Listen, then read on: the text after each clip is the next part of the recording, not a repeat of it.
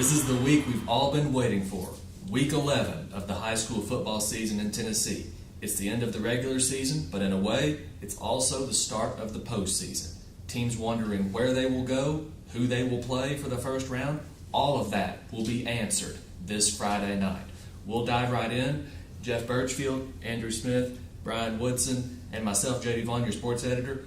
We'll get to the action in just a minute, but first, a word from our loyal sponsor, Lazy J Farms Old Fashioned Butcher Shop. Lazy J Farms has been raising the finest cattle and all-natural pork for 3 generations on the family farm in Fall Branch.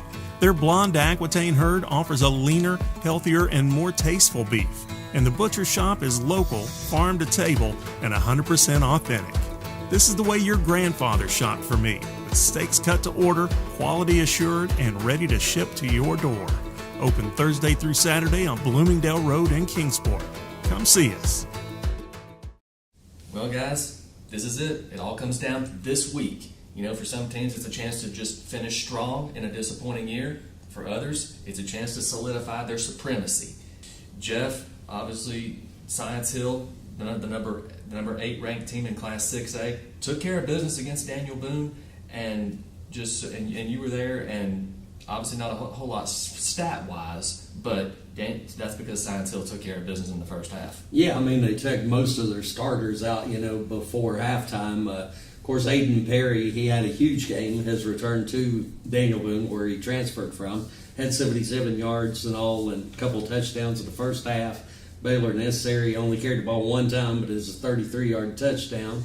Malik Anderson scored. Ian Mathis didn't score, but, still those 4 running backs combined for like 200 yards, and 4 touchdowns within, under a half of play. And they were dominant in that game as they've been all season. I know Necessary had 7 tackles. Cole Fleeman had 6 in their limited time on the field, but a very impressive showing for Science Hill once again. So in other words, there was no trap game, no looking ahead, nothing like that. No, not at all. And, Daniel Boone, to their credit, played very hard, scored a late touchdown. So, I know it's been a rough season for Boone, but, some positives for them as well, But Science Hill looks great, going into that showdown with Dobyns-Bennett this Friday night. Yeah. Speaking of not looking ahead, Dobyns-Bennett also not looking past David Crockett. Indians get the win 41-7. Austin Sykes was nearly perfect. He finished 9 of 10, and he threw for 4 touchdowns, all of those in the first half, of course. The starters did not play in the second half. It was 35-0 at the break. Ends up 41-7. None of his passes touched the ground. The only pass he didn't complete was an interception to Marquise Carrier of David Crockett, his 4th of the season, after, of course, missing his freshman year with an ACL injury. Tegan Begley goes for a $130 and a touchdown. Dylan Murray, once again a senior, scores the opening touchdown. Second straight week he's done that after having no touchdown catches this year prior to last week. Rome Pruitt catches a deep ball from Austin Sykes for another touchdown. Jalen Thomas catches a little quick out. Peyton Franklin catches a fade route. And the backup running back, Emmett Starnes, he scores in the second half, gets the final touchdown. Jody Christian was right. LaMarcus Dunn was indeed a factor. He had 7 catches for 106 yards, including a late touchdown from quarterback A.J. Wynn. But the line of scrimmage just dominated by Dobyns-Bennett. Look no further than the rushing department, 223-19.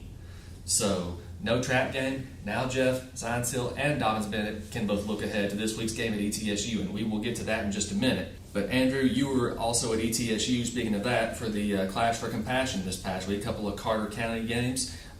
Happy Valley gets the win over Unaka. Hampton comes up short against Eagleton Academy. What did you see this past week? Yeah, it was obviously a good cause there at ETSU this past Friday. I'll start with the opener. Happy Valley 46, Unaka nothing, and it was the Jamie Esterline show early. He scored from the first 2 plays from scrimmage, 65-yard rushing touchdown, and follows up with a pick 6. So it was Jamie Esterline, and the defense really took control of that ball game early.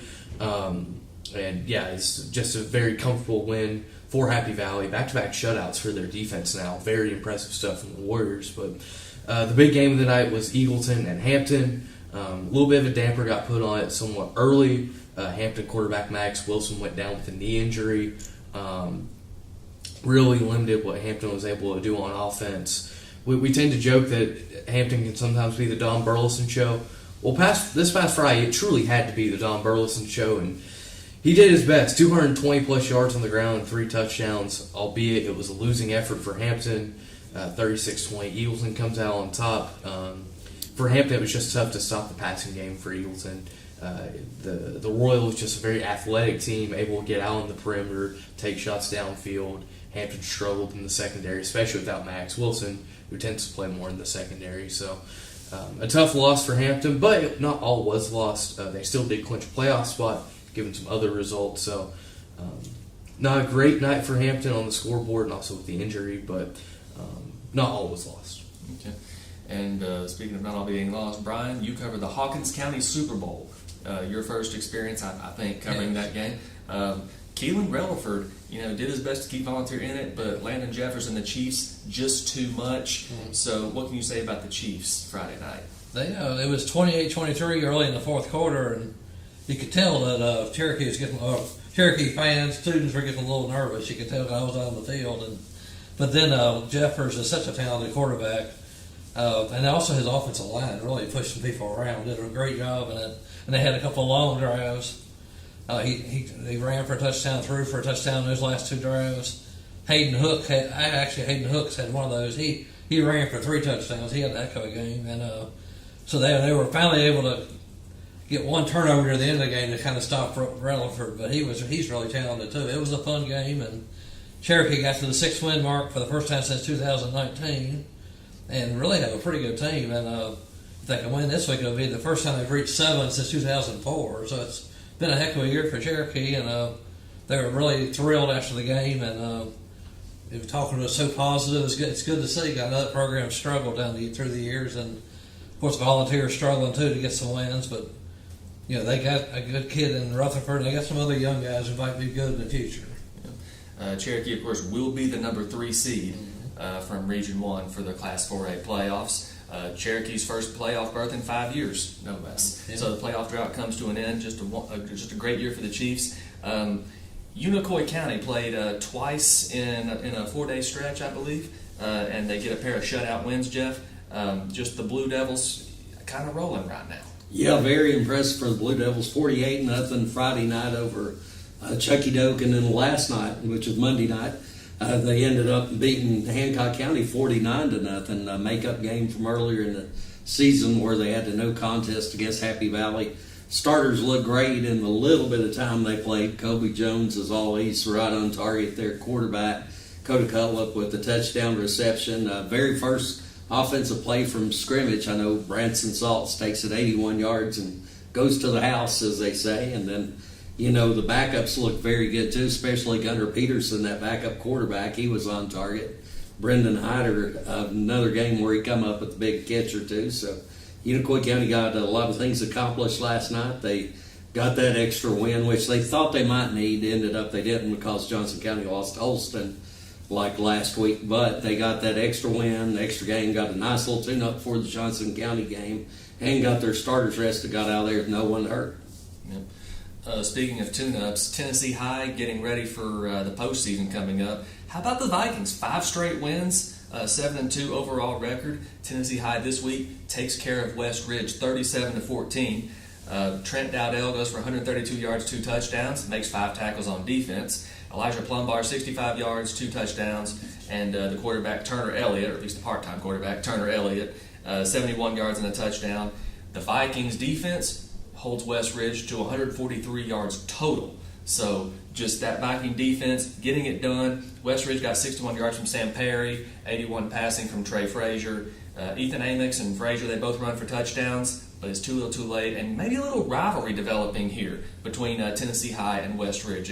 West Ridge, obviously the new school, so it's got to take some time to develop, but maybe some carryover there from the previous Sullivan County schools. Andrew, of course, Twin Springs goes to Hancock County, gets the win. But for the first time in a decade, Cloudland will not be home for the first round. Yeah, it feels weird to think about.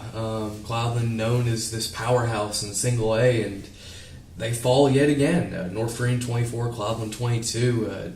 Cloudland had a 5-game win streak in that series up until Friday night. And it was just a battle of the running backs, really, up on top of the Roan. hard to expect otherwise, especially from Cloudland.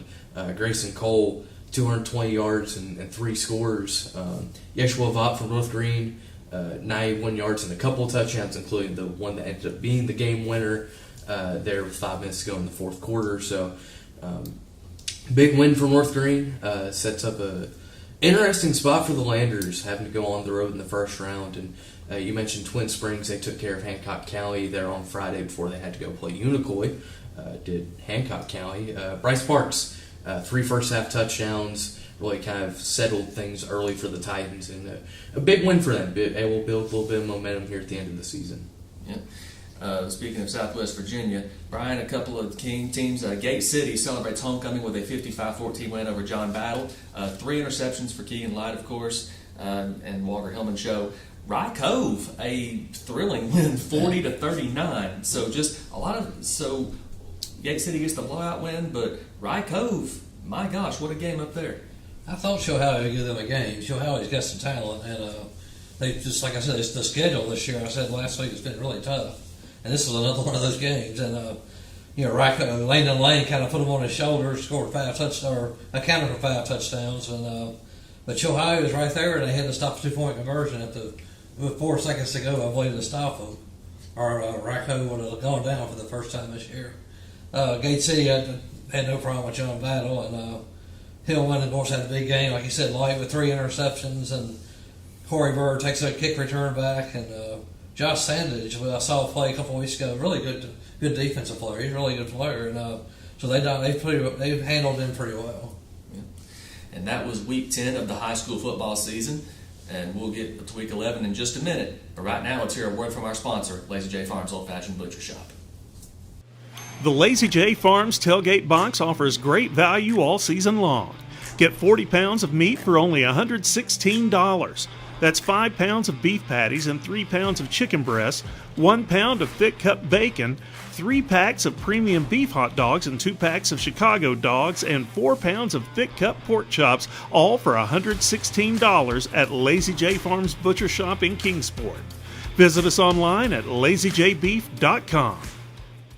Week 11, guys, we got 3 games this week that are essentially one-game showdowns for Region 1 championships. And we're going to start with, well, the obvious one, our Six Rivers Media game of the week, Dobyns-Bennett Science Hill at William B. Green Jr. Stadium at ETSU. This game will determine the Region 1 6A champion.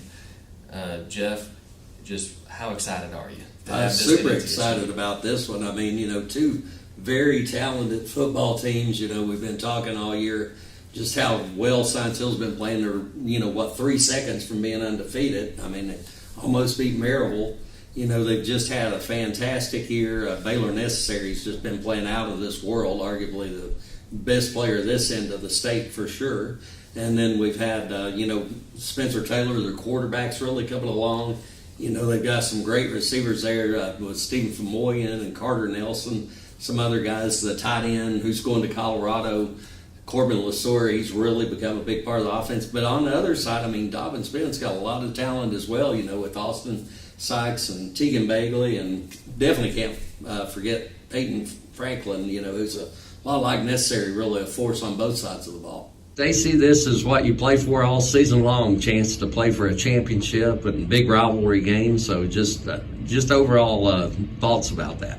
It can't get any better than this. It really can't. It's this game has been the most exciting game since I've been coaching football for me and our coaching staff and also our kids here in Kingsport and Johnson City. This is important to both cities, but we've had some wonderful games going all the way back to 2012 when we lost a nail biter over there, when probably the best experience I've ever had in football.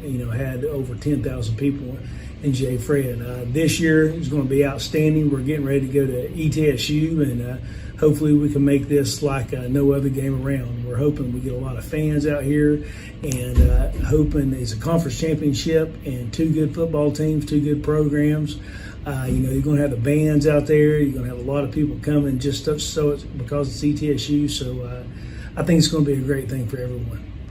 One thing Joey Christian told me about this week, keep your eye on number 6 at all times. Their game plan has to involve scheming around Baylor necessary because, well, he's going to be everywhere just like he's been all season, doing just about everything for Science Hill. For Joey Christian, a former ETSU Buccaneer himself who played on that old hard turf at the Mini-Dome. This game, of course, special to him, and it also can be special for Dobyns-Bennett if they want to get back on the winning side and win that region championship.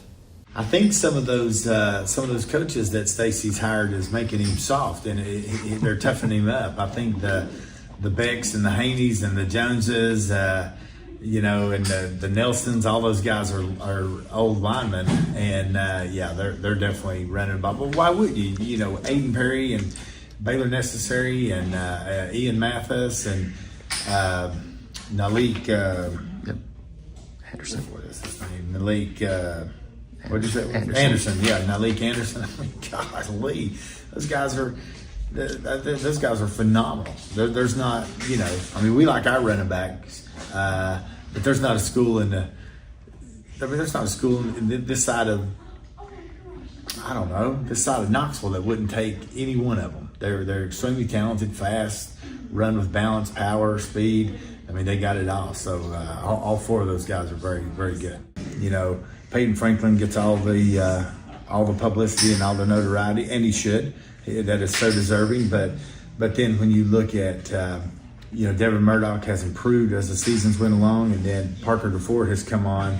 When Parker just being there and not missing practices and things like that has really made him. He's really come on. He's really helped us. He's a powerful speed guy, plays with a lot of energy. And then, the guys up front, you can't say enough about them, how we've had to rotate so many offensive linemen in there at different spots. We've got Braylon Fugit back finally. We got Eli DePue back last week. So, we're finally getting healthy. We got some guys there. Kosai Steele has played his tail off all year for us. And then Ty Thomas, who was hurt and missed spring, summer, and all of camp and all that, and really wasn't really cleared until the Greenville week of games. It's took him a long time, but he's come on as well. So those guys they've progressed well. Really proud of our defensive coaches.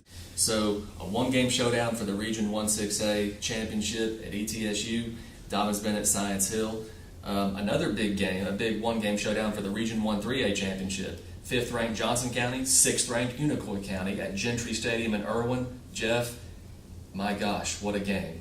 Yeah, everyone's talking about that game last night, looking ahead to Friday night, a super game with the Longhorns bringing in quarterback Jay Stout. Unfortunately, their best player, Juan Mejia, who's rushed for about 1,500 yards, got hurt, so he wasn't able to play against Holston, which they lost last week, and obviously it's going to miss this game as well. Unicoi County also with a big loss. Their leading receiver, Garrett Sellers, but it should be quite a showdown over there in Irwin. And, I know everybody's really excited for that one for sure. Sure thing. A 1-game showdown for Region 1-4A, Greenville and Elizabethton. The Green Devils, of course, have won the last 3 in the regular season. Now, Elizabethton did win the playoff game in 2021 at Burley Stadium, of course. But Greenville has won back-to-back and won 3 consecutive region championships after Elizabethton won state in 2019 and 2020. So this is just a big game. And, of course, one of the big stories, Jariah Griffin transferring mid-season from Elizabethton to Greenville. So maybe a little extra tension there at Burley Stadium this week. But all that aside, this game will determine the Region 1-4A champion. Not surprisingly, it's been that way ever since these teams joined the same conference back in 2017. So, and speaking of Carter County, Andrew, Hampton, Happy Valley, both on the road. Cloudland on the road, but in county at Unaka. Yeah, big weekend in the county. Start with Hampton. They hoping to pull off the upset at South Green. South Green already locked into the 1 seed of Region 1-2A, regardless of what happens in that game, due to them holding the tiebreaker over Happy Valley. But I know for South Green, this is a game, this is a rivalry that has really been ignited over the past handful of years. Certainly with that game being at South Green, looking to protect home field and carry momentum to the postseason. Happy Valley locked into that 2 seed, as I mentioned before, but really just trying to carry a lot of momentum into the postseason with this game against West Green.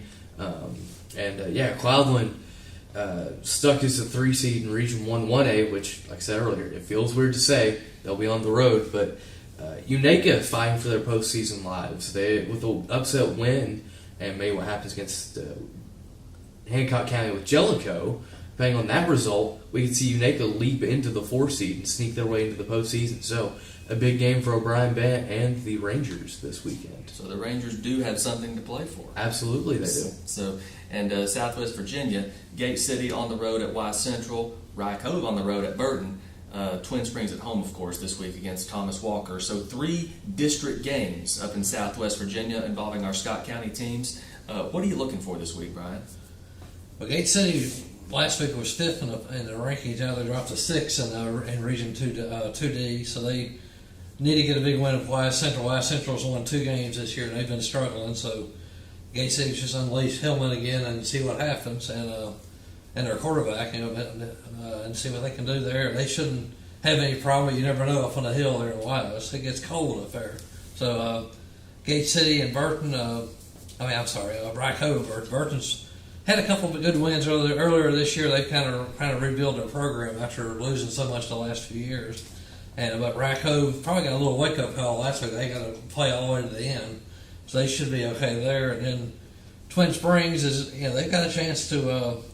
I don't know if they can sneak into the playoffs. If they can win a couple games here at the end of the year, they're going to end up having a good record. And Thomas Walker actually is on the playoff run, so that'll be a big game there for both teams. So where will you go? Who will you play? You'll probably find out after this week in Northeast Tennessee anyway. Southwest Virginia, of course, the following week. They're a week behind Tennessee. But a lot of questions going to be answered this week.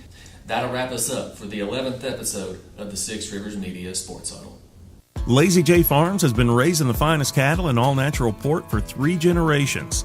Our blonde Aquitaine herd offers a leaner, healthier, and more tasteful beef that ships from our store directly to your freezer.